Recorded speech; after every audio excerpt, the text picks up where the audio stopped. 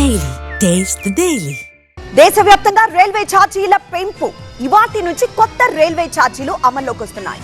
ఈ ఛార్జీల పెంపుతో ఈ ఆర్థిక సంవత్సరం ముగింపు కల్లా అంటే 2026 మార్చి 31 కల్లా 600 కోట్లు అదనంగా సంపాదించాలని రైల్వే శాఖ లక్ష్యంగా పెట్టుకుంది.